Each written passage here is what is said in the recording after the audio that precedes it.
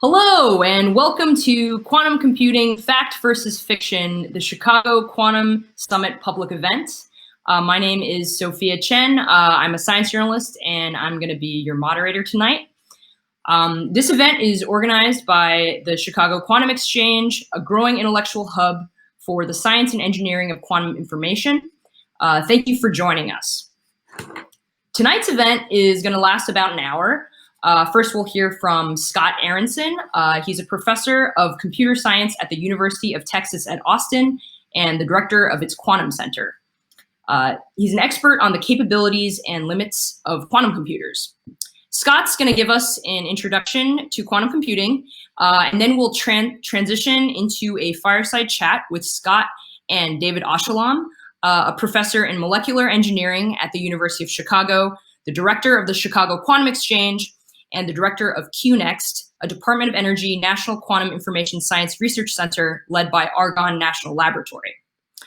Those of you who are watching, you can ask questions at any time by using the Q&A panel. We'll select questions for Scott and David to answer at the end of the panel. And I guess with that, Scott, you can take it away. Great. Well, thanks so much. It's an honor to be invited. I'm just sorry that I can't visit Chicago in person this time. But I want to tell you just a little tiny bit about quantum computing and the apparent recent achievement of quantum supremacy by a group at Google and what that means. And then I'll be very happy to take questions. So when I did a Google image search for quantum computer, this picture here is one of the first things I found. Now, I'm about as far as you can get on the theoretical end of this field, but these days I interact enough with the experimentalists to tell you that that's not exactly what they look like. Okay, so what is a quantum computer, actually? In order to explain what it is, you first have to say something about what is quantum mechanics. And here I face a problem that the physicists for generations created the impression that quantum mechanics is really, really complicated and hard, right? It just, everything you think is wrong, everything is confusing. Don't try to understand it if you're not going to study math for 10 years. So I have good news. Quantum mechanics is actually a lot simpler than people say it is after you take the physics out of it.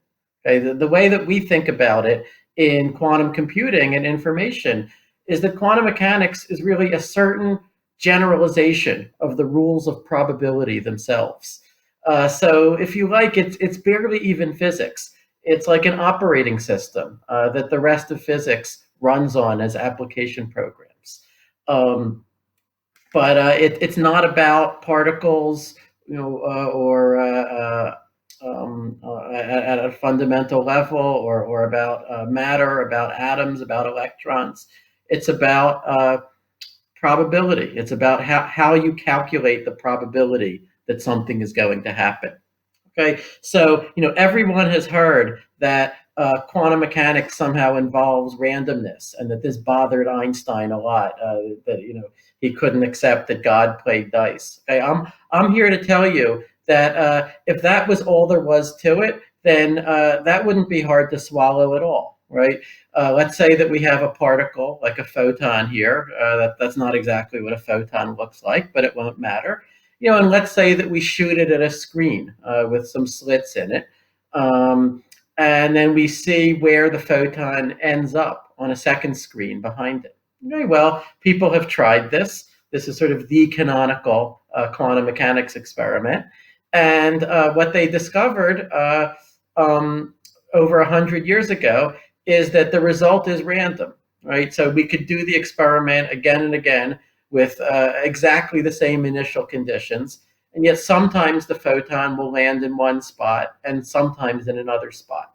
Okay, again, by itself, that's not the weird part, right? You could cook up 50 explanations for that before breakfast, where you would simply say the photon has some little hidden information that we can't see that tells it which way to go. Okay, now here is the actually weird part. Okay, let's say that we have two slits open, Okay, then what we find is that there are certain spots on the second screen where the photon never shows up or hardly ever wants to show up. And then if we close one of the slits, then the photon can show up in those places. Okay, so in other words, by decreasing the number of ways for something to happen, like the number of paths for the photon to take, we can increase the chance that the event happens, that the photon gets there. Okay, that's the weird part. And basically, quantum mechanics is the story of how physicists found, one phenomenon like that after the other in the years between 1900 and 1926 or so, until they finally figured out what was going on. Okay, and what they, I'm just going to let you in on the secret right now. Okay, what they eventually figured out is that to each possible way that the photon could go, it's not enough to just assign a probability that it does that, right? Like, what's a probability? It's a real number from 0 to 1, right? So, you could say there's a 0.3 probability that it's going to rain tomorrow or something. You'd never say there's a minus 0.3 probability. Much less would you say there is a square root of -1 probability. That would just be nonsense. Okay, but in quantum mechanics, each possible path gets assigned a number called an amplitude. And amplitudes can be positive or negative, or even complex numbers. Okay, and the rule is if I want to know the probability for a thing to happen is related to the amplitude of its happening. But to find the amplitude, I have to add up the amplitudes for all of the ways that it could have happened. Okay, so if a photon could reach a spot one way by a path with a positive amplitude and another way by a path with negative amplitude, then those two paths can, as we say, interfere destructively and cancel each other out so that the total amplitude would be 0 and the thing would never happen at all. If I close one of the paths, then close one of the slits, then the amplitude is positive or it's negative, and then I can see the thing happen. Okay, so in a little bit more detail, sorry, this global Q thing is, okay, here we go. Okay, the central thing that quantum mechanics says about the world is that if we've got any physical system, and it can be in two distinguishable states, which we label by 0 or 1, then it can also be in what we call a superposition of the two states. Okay, superposition does not mean that it's in both of them at the same time, at least not in any straightforward way. And it also doesn't mean that it's in one or the other and you just don't know which one. Okay, it's a new ontological category that we just do not have a good word for in everyday language. Okay, but you can think of it as a linear combination. So it's something that we can write as like alpha 0 plus beta 1, where alpha and beta are two complex numbers. Okay, they're called the amplitudes. So it might be neither 0 nor 1, but some linear combination of the two. Okay, a bit that can be in one of these superposition states, we call a quantum bit or a qubit. And this is the basic building block of a quantum computer. Okay, now the rule is that if you look at the qubit and you just ask it, you basically make a measurement, ask it if it's 0 or 1, well, then you force it to make up its mind about what to be. And it decides to be 0 with probability that's equal to the squared absolute value of alpha, and 1 with probability the squared absolute value of beta. Okay, and whichever one it chooses, it then sticks with that choice. Okay, so if it chooses 0, then the qubit is now snapped to 0. This is the famous collapse of the quantum state. Okay, if you look again, you'll just see it's 0 again. So it's as if when you look, it pretends that it never was in the superposition state, and yet we know that it was. Okay, and how do we know that? Because we can get these amplitudes to interfere with each other. Okay, so besides measuring the qubit right away, the other thing we can do is let these amplitudes change in time, and they can change in time by some linear equation This is the famous Schrodinger equation in quantum mechanics. And it changes the amplitudes in a way that we could not explain if there were just conventional probabilities behind the scene.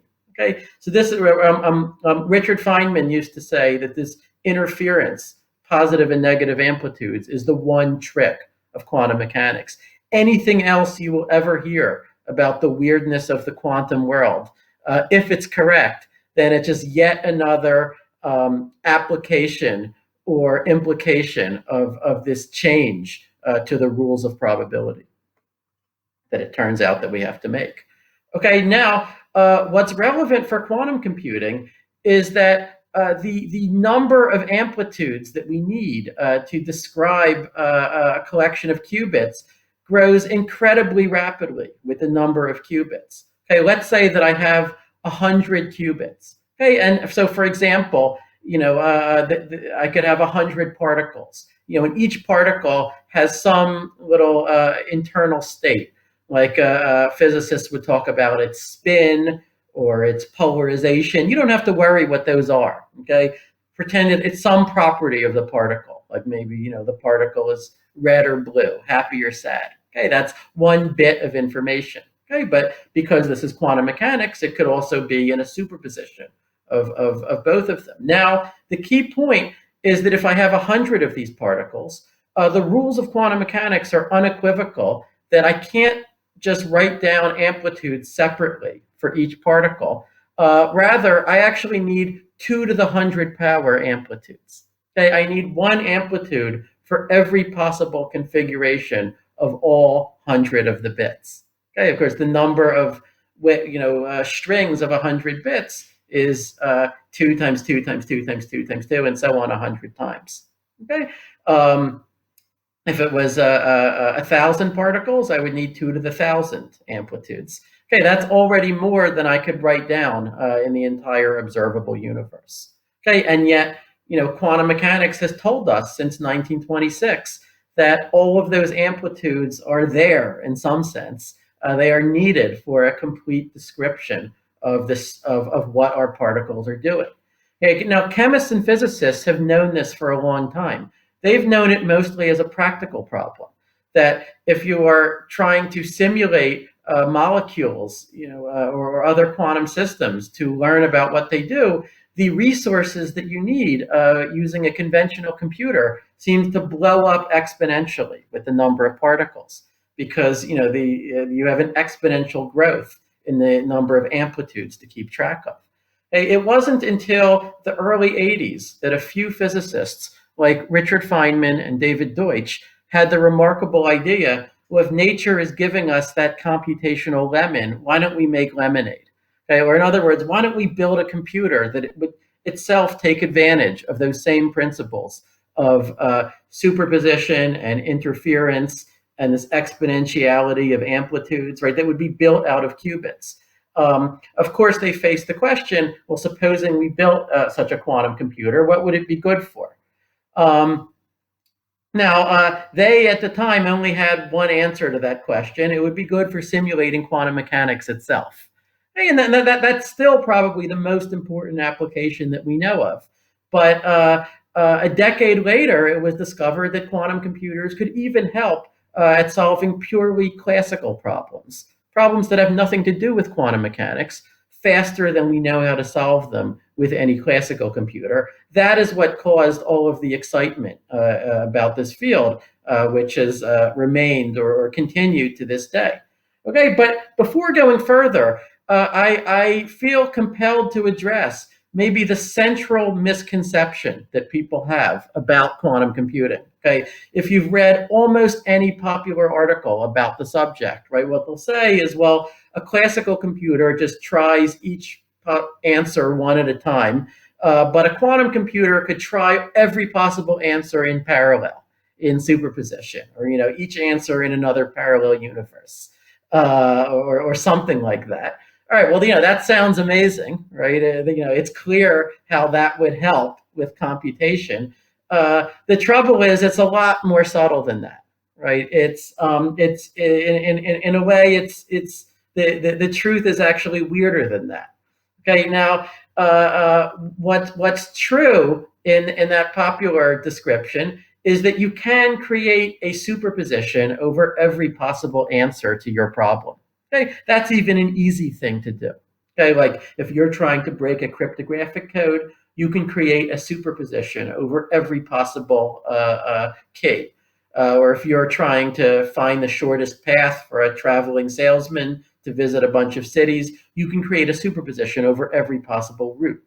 The trouble is, well, at some point, you've got to look at your computer, to see an answer, if it's going to be useful. And if you just look at that superposition, not having done anything else to it, the rules of quantum mechanics are unequivocal that all you'll see is a completely random answer. Okay, and of course, if you just wanted a completely random answer, well, you could have picked one yourself and saved all the trouble of building this quantum computer. Okay, so the only hope of getting a speed advantage from a quantum computer is to exploit the way that these amplitudes work differently from probabilities.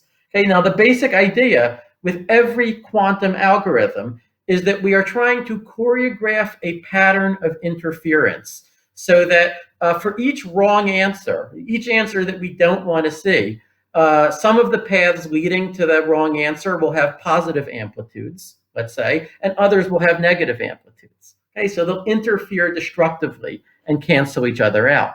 Whereas for the right answer or right answers, we would like all of the contributions to their amplitudes to be pointing the same way, okay, to be in phase with each other, to constructively interfere. Okay, if we can arrange that, then when we look at our computer at the end, we will see the right answer with a high probability.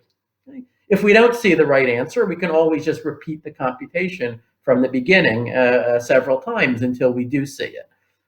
But the game with every quantum algorithm is to choreograph that kind of interference pattern where paths leading to wrong answers cancel each other out. You've got to do it quickly, faster than a classical computer could do the same thing. Otherwise, there's not really any point. And you have to do it even though you yourself don't know in advance which answer is the right one. Again, there wouldn't be much point if you did. So this is a tall order. Nature is giving us this really, really bizarre hammer in quantum interference. And it took people a long time to figure out what nails that hammer could hit. So, I'm a theoretical computer scientist. We like to classify the universe of computational problems into different families, like P, which roughly means everything you could do efficiently with a conventional computer, like the one on your desk or your lap right now. And what we mean by efficiently is with scaling that grows maybe linearly or quadratically with the size of the input, or like at any rate, like the number of bits of input raised to some fixed power, but not exponentially with the size of the input. That would not be efficient. NP is all the problems where if it might be exponentially hard to find an answer, but if someone gave you the answer, then you could easily check it. Okay, a famous example of an NP problem would be factoring. Take it, given a huge positive integer, what are its prime factors? Okay, it might be incredibly hard to find those prime factors. And in fact, the security of almost all of the encryption that we currently use to protect the internet is based on a belief that factoring is a hard problem, and that a few other closely related problems are hard. On the other hand, if someone had factored a huge number, they could easily convince you that they'd done so by just showing you the factors. You could just have your computer multiply them. That's why factoring is in this class NP. Okay, the holy grail of computer science are these problems called NP complete, that are in some sense the hardest problems in the class NP. That includes a huge amount of what we care about in machine learning, optimization, AI, finance, all kinds of other fields. And then that we have a quantum generalization of P, BQP, This is all of the problems that are efficiently solvable with a quantum computer. I drew it with this wavy border because, everything quantum is spooky and weird. Okay, but now the central discovery that really started this field off in the mid-90s was that the problem of factoring, the problem I just mentioned, is in BQP, even though it's not known to be in P. Okay, so there are, we can efficiently solve certain problems with a quantum computer that no one knows how to efficiently solve using a classical computer. Okay, in fact, the best known classical algorithms take an exponentially longer amount of time. What that would mean in practice is that you might be able to factor a number using a quantum computer in a few hours or something like that, that with the best known algorithm running on the fastest existing computer, it would still take you longer than the age of the universe to factor that number. Okay, so when people ask, well, how many times faster is a quantum computer? Is it 1,000 times faster, 1,000,000 times faster? I think, we don't even care about factors like 1,000 or 1,000,000. What we care about is scaling advantages. Okay, scaling advantage means take something that you couldn't even do before in the entire lifetime of the universe, and in some cases make that tractable. Okay, but another thing you might notice from this picture is that even quantum computers seem to have limitations. Okay, in particular, we don't know a quantum algorithm for the NP-complete problems, contrary to a common misconception.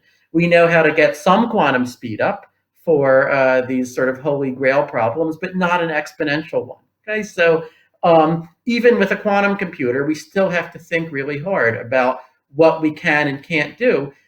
Peter Shor discovered this remarkable quantum algorithm for factoring. In order to do that, he had to exploit very, very special properties of the factoring problem.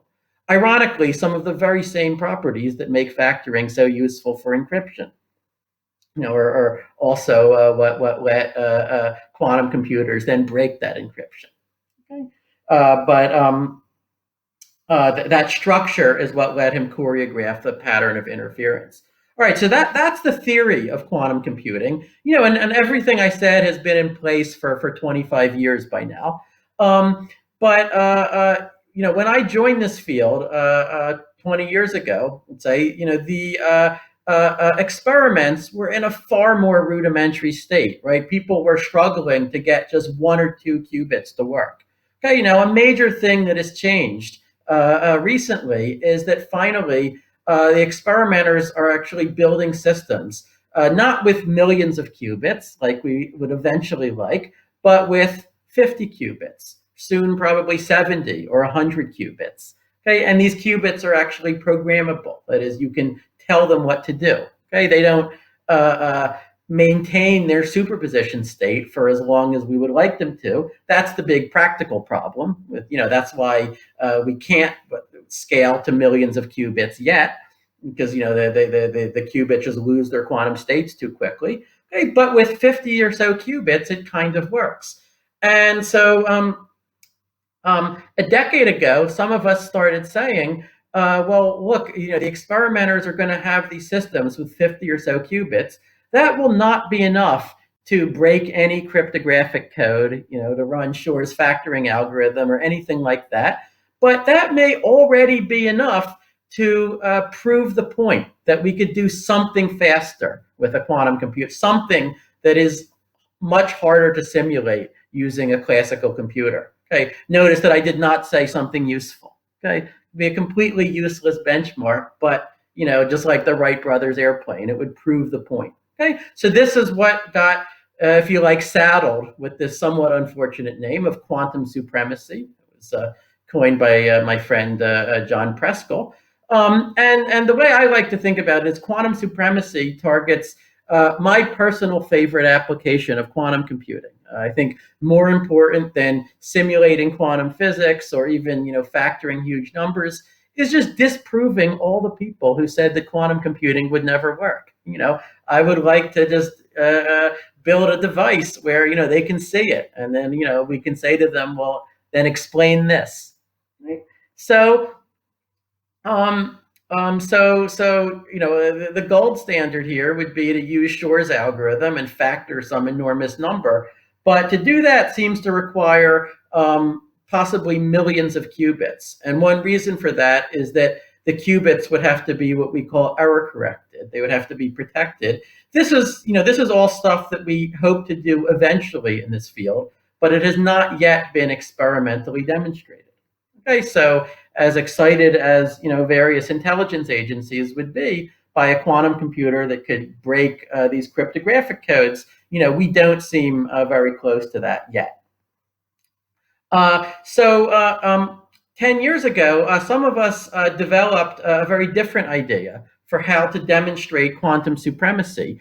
And this was using what are called sampling problems. These are problems that don't have a single right answer.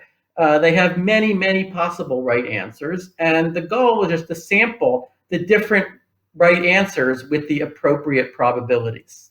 Okay, so, and this is exactly what Google did a year ago in this demonstration of quantum supremacy that you might have read about.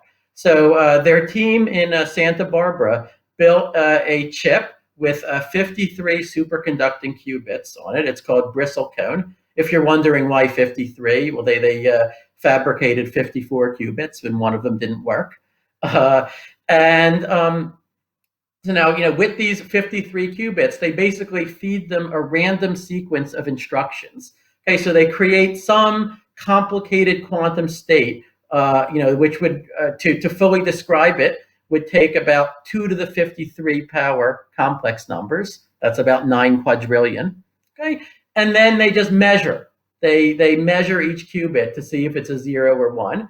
And so each time they measure, they see a random string of 53 bits, 53 zeros and ones. Okay, but now, crucially, that's not a completely random string, and that some outputs are a little bit likelier than others. Okay, now those deviations from pure randomness are exactly what the experiment was looking for. Those are the signatures of quantum supremacy, if you like. Those deviations are the part that we think that a classical computer would have a very hard time reproducing. Okay, so this was a benchmark called random circuit sampling, and they sort of generate a giant mess. Just like if you had taken a laser pointer and shown it through some ground glass or something like that. Hey, but it's a very specific mess, and knowing the sequence of instructions, we can test predictions about are we sampling from the right mess. And so that's exactly what they did. They generated these samples, and then they applied some benchmark tests to them to see if, are they preferentially seeing the higher probability samples.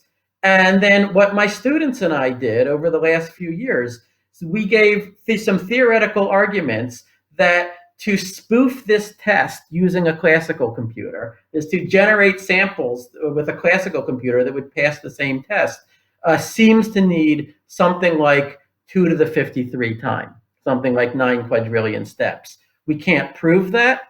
In the current state of computer science, it's kind of hopeless to prove such things, but we can give evidence for it, that if that problem were easy for a classical computer, then many, many other things would be easy for classical computers as well.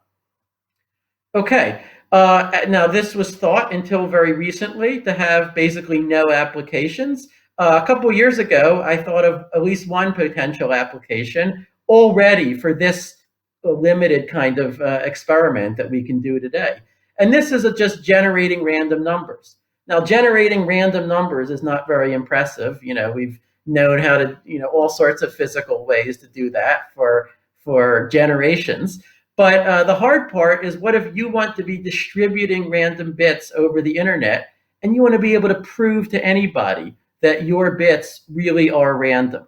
Okay, so what I realized was that you could take these quantum supremacy experiments based on sampling, and you could almost immediately repurpose them for this application. Okay, because if you're passing this benchmark, you're also giving a sort of proof that your outputs, could have only been generated by a quantum computer under some computational assumptions by sampling. Now, having provably random bits could be useful for proof of stake cryptocurrencies and all sorts of other cryptographic applications. And Google has been working to try to demonstrate this application. Okay, quantum speedups are a very subtle matter. There have been cases where we thought that quantum computers got an exponential speed up for some problem, but then people figured out how to do the same thing much faster with a classical computer. So they dequantized it. They took away the quantum speed up. In some sense, this is what makes this field so subtle, right? It's always the question: how do you know that a classical computer couldn't have done the same thing, just as quickly? A perfect example of that came from an undergrad who worked with me at UT Austin a couple years ago, named Yiwen Tang. She looked at one of the main examples that had been put forward of a quantum algorithm that was supposed to get an exponential speed up for a machine learning problem involving like recommending movies, like in Netflix. And what she discovered is that there's actually a classical algorithm with comparable performance. Okay, this went against what almost everyone had conjectured.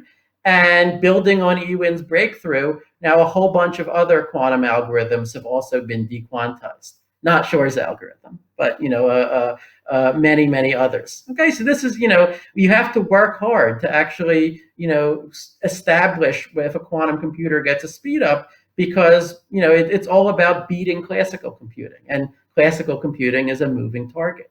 Okay, so all right, so let me summarize. I think this is a particularly exciting time for quantum computing, because after decades of experiment, we're finally starting to see some real speed ups over classical computers, at least for some specialized problems.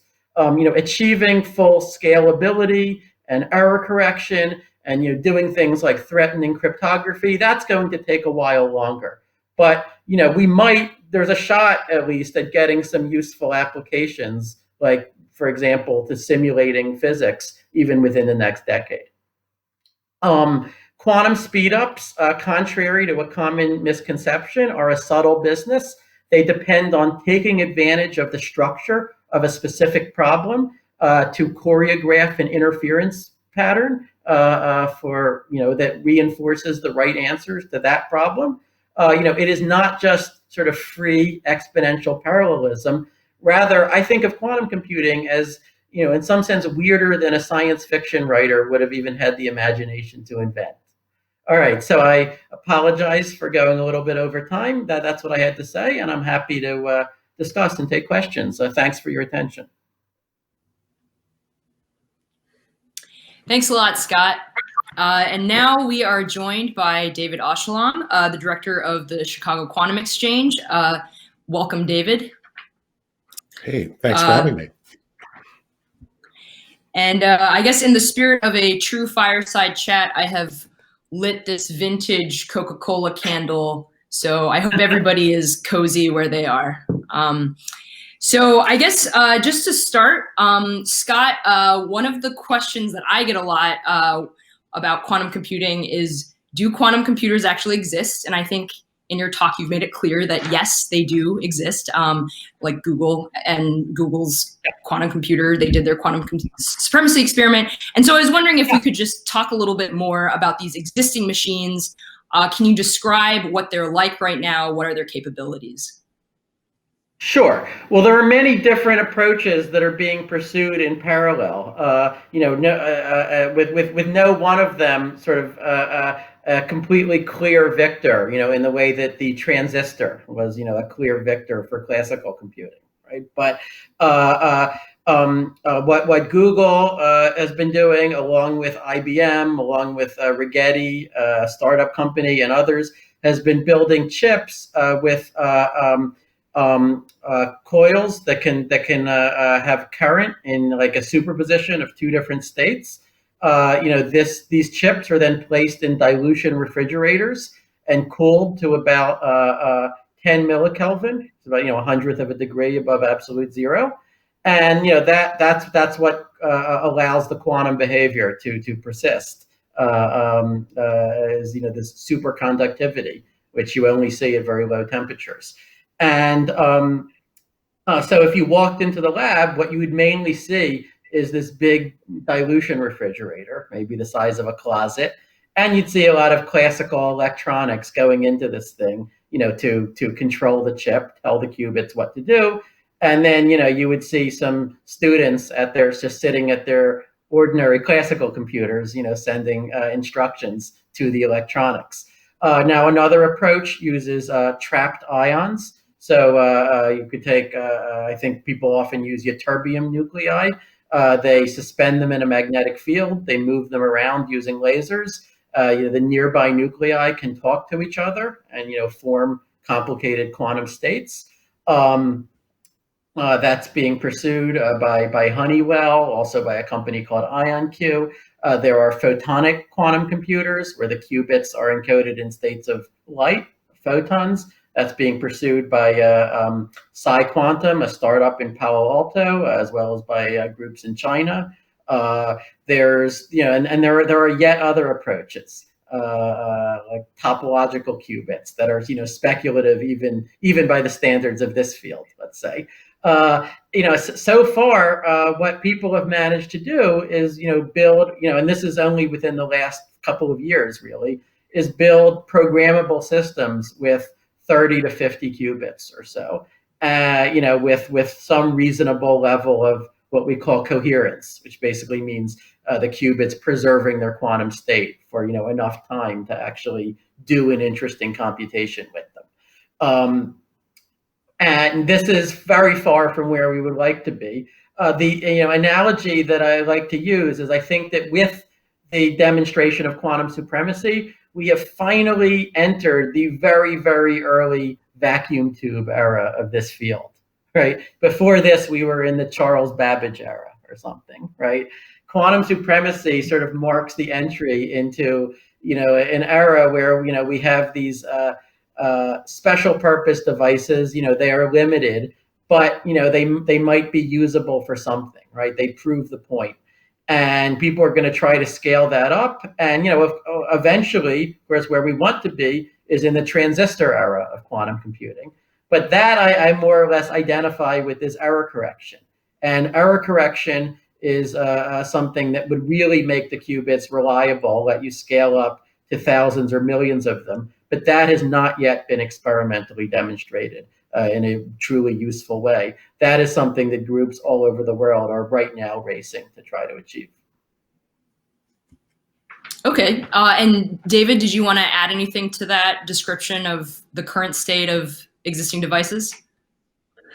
No, I think Scott covered the sort of palette of different pathways that people are pursuing. But maybe I would just, want the audience to appreciate this is really early days. This really is sort of the vacuum tube time for electronics technology. And when people first saw these vacuum tubes, no one imagined how you could scale them, right? People thought about how hot they would be, how much space they would take. And then when the first transistor was developed, no one possibly imagined we would carry 10 billion of them in our pockets. So this is really early. And it's also very possible other contenders will emerge as we learn more about building and controlling quantum states of matter. So I think these are, you're right. When you walk in a lab, you see something that looks like an enormous doer with a lot of electronics, or an optical table with a lot of lasers, but it's very early. Okay. And this next question, oh, sorry. I was going to, go ahead. Someone once asked, what about your group at UT Austin? Can I visit and can I see your dilution refrigerator? And I said, you realize we're a theory group. We have a fridge for leftovers. Right. So my next question is for David. Well, actually, it's for both of you, but I'll start with David. So I wanted to ask you about the quantum workforce. I know that this is something the industry is very concerned about, is getting people working in this field. And quantum computing has conventionally been the purview of physicists, but I know that it's expanding rapidly. And so I was wondering if you could tell me, what kind of jobs do you expect this industry to create for non-physicists? Yeah, no, that's a great question. And it's both a challenge and a huge opportunity for us. So there are very few times in life where there's a birth of a fundamentally new technology. And what's happening right now? Well, on one hand, in the world of nanoelectronics, let's say we look in the US, we see there's a wave of retirements that will happen in the worlds of engineering. For quantum science and technology, like Scott was alluding to, you need a little bit of physics, electrical engineering, computer science, material science. It's a mixture of talents you need to really push this field forward. So the training is different. The number of jobs will really open. And we also have a chance to build something much more inclusive. In today's technology, what sort of happened is people push things forward, and then there were lots of outreach activities to bring in different communities. Look what we built. Why don't you learn how to use it? Now we have a chance to redefine this and think about, why don't we start with a massively inclusive program to help us think about what we can do with this quantum technology as we learn how to build it. So, and as we learn how to build it, lots of applications will emerge. If history has taught us anything, most of the things we're thinking about now are unlikely to be the most important ones, right? Like when the transistor that Scott was talking about was first invented, people wrote pages of things you might do with it. No one thought about the integrated circuit. No one thought about a lot of things that turned out to be really important. And that's certainly going to be true now. So to ask about jobs, I think what we have to do is start now, because it's going to take quite a while to develop a workforce, particularly at the level we need. It'll take a decade or more to do this, and to do it in a very different way, because like in all things, you never know where the great ideas will come from. And we should be very bold here. Scott? Yeah, I don't have anything to add to that. Okay, all right. Okay, so well, I wanted to. So I guess in terms of inclusivity, like what types of groups do you want to reach out to? Well, Scott, do you want to take that first? I feel like I just. Anyone who's interested in this field. My experience is for the last 15 years, I've written a blog, that's about quantum computing and all kinds of other things. But one of the nice things about that is that I actually hear from high school students, right? I hear from, people all over the world, really, in China, in the Middle East, and, wherever, and, who have questions or who are learning the subject. And so I think, the internet has played a huge role in, sort of democratizing education in general.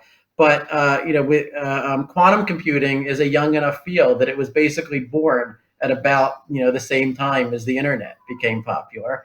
And so, a nice feature of this field is that almost the entire literature of the subject is freely available to anyone with an internet connection, right? You go to arxiv.org, the archive, and there it all is. And so I think that we can definitely do more to make the field accessible. I've been trying to do that for a long time.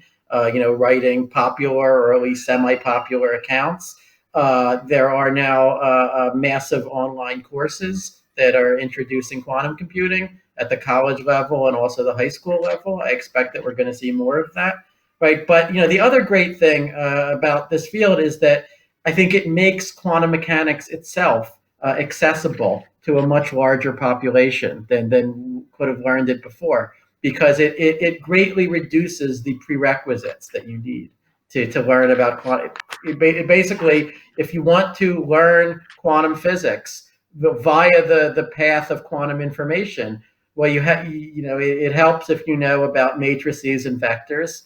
It helps if you know what a complex number is, and that's about it. Those are the main prerequisites. It helps if you know what probabilities are. But the enormous amount of classical physics that you used to need to learn before you could learn any quantum physics, we don't have it in this pathway, right? And so that makes it possible to teach this subject at the undergraduate level, even to non-physics majors, as I do on a regular basis, and even to teach it at the high school level. Elementary school level is a little harder, although I tried with my 7-year-old daughter. But I think, well, good luck with that, Scott. But I think to get this early on, and the fact that this information is largely open and widely accessible, I think will change the way people think about learning this field. And I think it's incredible to see the enthusiasm of people about trying to learn about this field and making progress. You know, we've held this quantum summit for just a day or two so far. And it's been really interesting to see where people have been tuning in from. We had people in Nigeria tuning in, for example, asking questions about quantum information, saying they've been reading these papers online. They've been learning a little bit about the theory. How could they begin to engage in a laboratory? It's fantastic, right? And I think, again, you know, it's up to this community to think about how to leverage this and accelerate these interests broadly to include wide groups of people. So, Scott, you mentioned that we're in really early stages right now, but also for someone who's following the field, there are also all these announcements coming out. It seems like weekly, almost daily sometimes.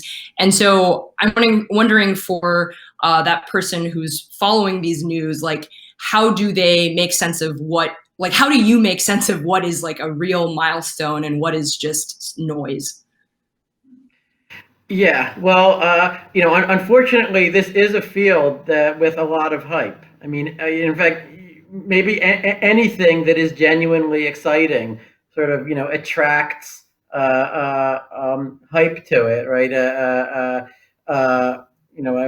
blockchain, deep learning, right? I mean, once, like quantum computing, right? These are sort of genuine advances in technology, that are quite amazing in some ways. And also like quantum computing, right? They all attract people who think that they can just take the buzzwords and just slap them onto something, and that just makes it better or cooler without needing to understand anything about what's under the hood, right? And so there is, there's a lot of stuff that gets hyped that is not serious, right? One of the main questions that I ask, about like any theoretical breakthrough, that's claimed in quantum computing is, are they actually beating what a classical computer could do, right? And as simple and as obvious as that question sounds, you can find hundreds of papers that just never even raise it, never even address the question, are trusting that readers are not going to think to ask, are we actually winning over a classical computer in a fair comparison, right? Just that question alone, is enough to, slice away a lot of the claimed breakthroughs. Now, on the experimental side, the main thing that I think you look for is sort of advances in technique, ability to do things that you couldn't do before, right? There is a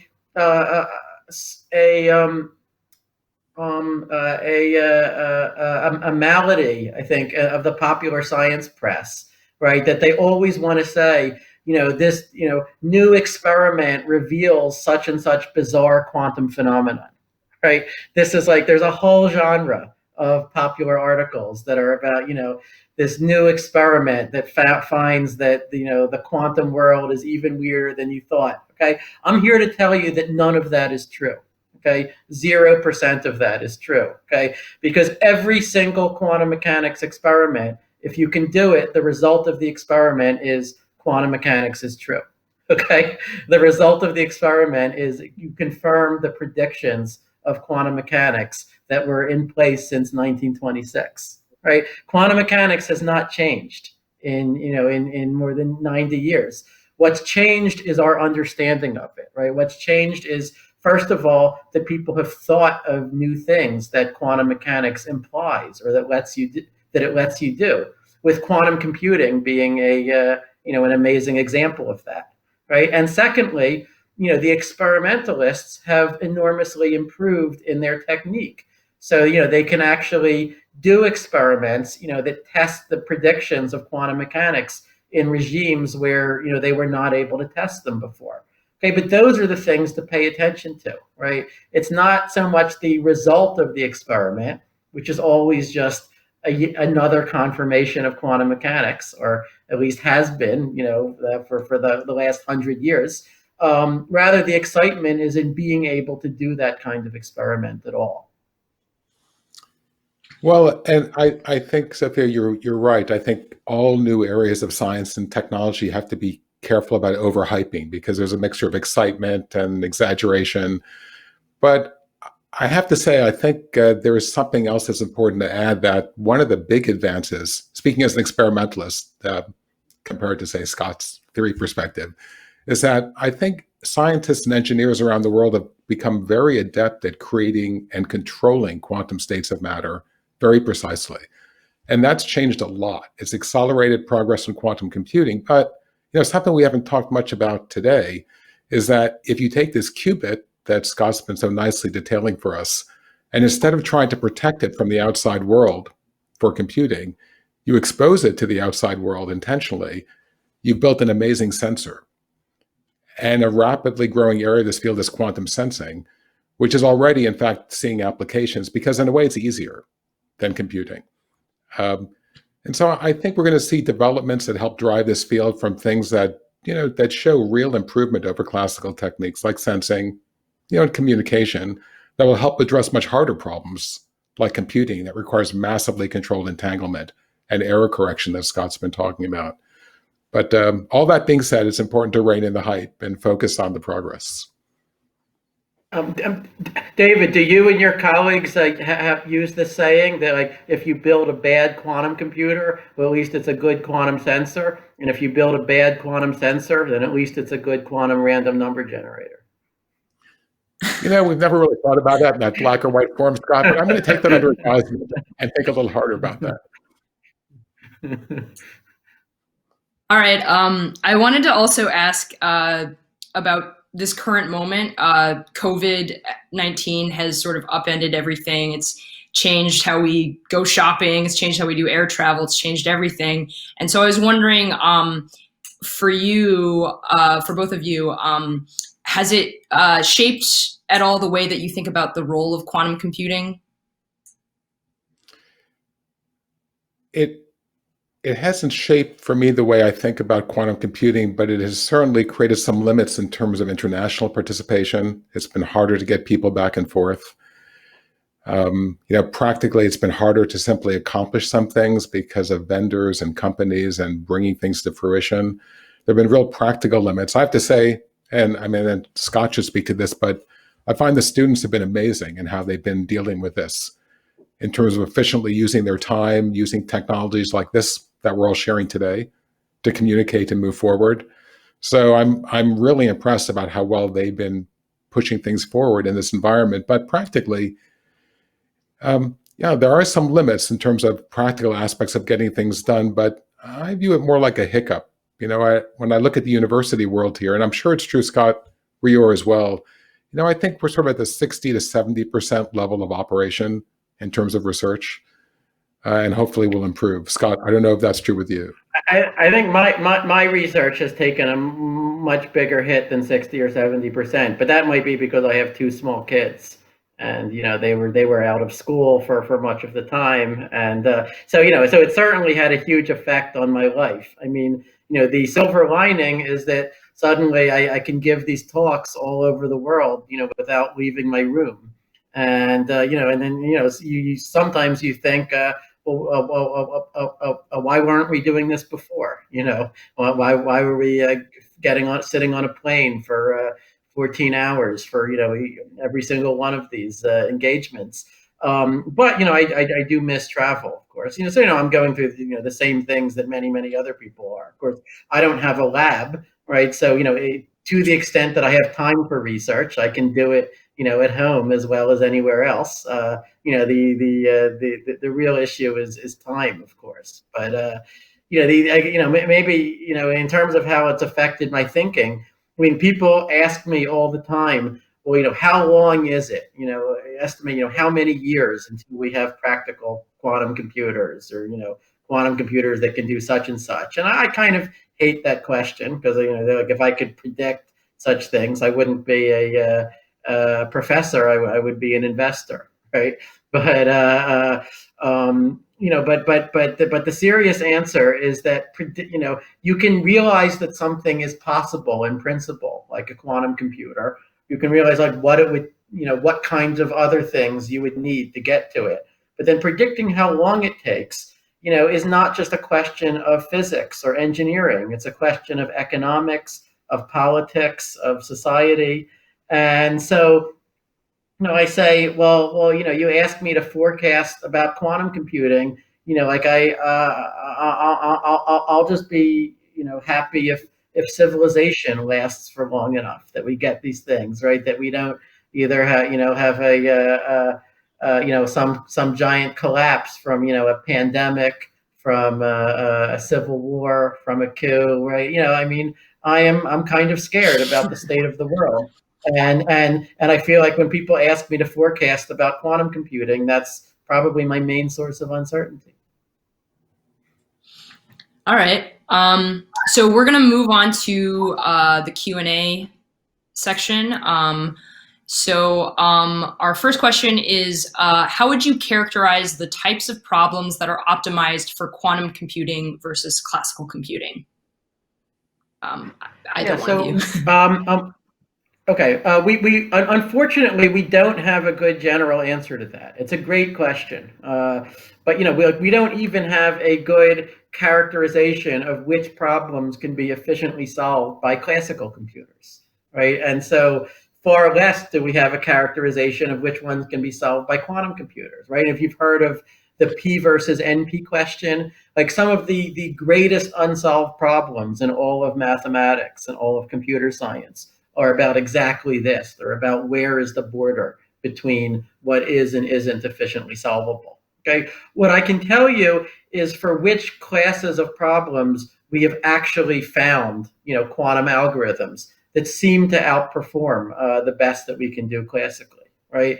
And basically, there are three main families, right? The first is problems that themselves involve quantum mechanics. Okay, that's maybe not so surprising, but that, as I said, that's maybe the biggest practical application class that we know about, right? Because there's so many problems there, whether you're trying to design new proteins, design drugs, design high temperature superconductors, new materials, photovoltaics, right? Where quantum effects are important, or having a general purpose quantum simulator could help. Okay, now the second family is some special problems in number theory and group theory, such as factoring huge numbers, discrete logarithms, problems involving elliptic curves. These problems happen to be the basis of most of the encryption that we currently use to protect the internet. Okay, and that's why they're of such great practical interest. But these are also very special problems. Okay, they have a special mathematical structure. If you want to know, we call it an abelian group structure that we know how to design quantum interference experiments to take advantage of. And then thirdly, there's this huge class of much wider class of problems, like let's say optimization problems, machine learning, combinatorial search, these NP complete problems that I mentioned in my talk, right? This is like a huge family of, this is a large fraction of everything one wants to do in computer science. But for these, we do not know how to get an exponential quantum speed up. What we know typically is how to solve these sorts of problems in about the square root of the number of steps that a classical computer would need to solve them. And this is via Grover's algorithm, which is maybe the second most famous quantum algorithm after Shor's factoring algorithm. Okay, so Grover's algorithm has an immensely larger range of application, but it's a smaller speed up. And people have been working for 20 plus years to find more applications of quantum computing besides those three families. I wish I could say that we had others that were equally clear cut, but I don't think we do. I mean, I mentioned, an application I came up with about certified random numbers, and then others have also worked on. There's been a lot of hype over the last decade about exponential quantum speedups for machine learning and AI problems. Unfortunately, some of that was killed by the breakthrough of my student Yiwen Tang that I mentioned in my talk. So I think that these areas, like especially how much quantum computers will help for machine learning and AI, is very much an active research area. And I hope that in 5 or 10 years, we will know more than we know right now. All right, we're almost out of time, so I'm just going to ask quickly this one more question. What do you think about retraining masters and PhDs already in the computing industry? Should I let David field this one? I think Sure. I think that's a really important direction to pursue, and not just in computer science, but in electrical engineering, material science, other areas where most engineers and scientists in those fields have 90% of the skills already, and they just need to pivot into the quantum domain. And I think with the right structure, this absolutely can be done. I know here at the University of Chicago, we just launched a pilot effort, a certificate program, trying to copy what computer scientists have done so well in giving people these skills instead of degrees. And that worked very, very well. So I think it's a great thing to do. Whoever asked that question, the answer is yes, absolutely. And that's something you should pursue. All right. And actually, I think there's another question that can probably be answered pretty quickly. Why do quantum computers require cold temperatures?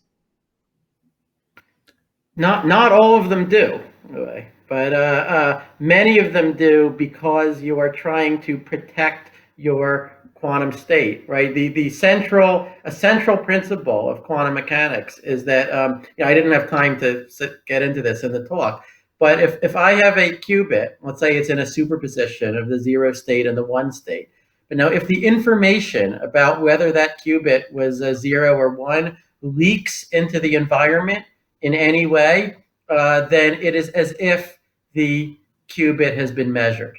The effect on the qubit is exactly as if the external environment has measured that qubit, has collapsed it, forced it back down to a classical state, and now it's not behaving like a qubit anymore. So what this means is that if I want to build a useful quantum computer, I have to keep the qubits incredibly well isolated from their environment. Not perfectly isolated, because I still need to go in and tell the qubits what to do, right? But really, really, really well isolated. This is the central engineering problem. And in practice, high temperature tends to be correlated with a system that is not very well isolated, right? A system, where there is a lot of radiation, a lot of other stuff that can be hitting your qubits and carrying away the information about whether they're 0 or 1. And that's what you're trying to avoid. I'm sure, David, as an experimentalist, could give a deeper answer. Well, no, and I know we're short on time, but I always enjoy hearing a theorist talk about refrigeration. So that I wouldn't want to, and I don't get to hear that very often. But I'll just add that not only is Scott correct, you want to essentially make the atoms cold so they don't shake unreliably and destroy the information. But I should just quickly say, not all quantum systems need refrigeration. So the atomic systems that Scott mentioned earlier, another competing platform, those are done on the desktop. So the ones you hear about from the large company endeavors, from large companies like IBM and Google, they do need to be cold because they use superconductors. And the superconductors have to be cold to be superconducting. But the atomic systems like IonQ and other companies that are emerging, those can be under ambient conditions. So we'll see how things go. All right. Well, thank you so much, Scott and David. And also thank you to the more than 250 people who were watching today. So I guess this concludes our event tonight. And I hope you guys learned something and had a little fun. Thank you.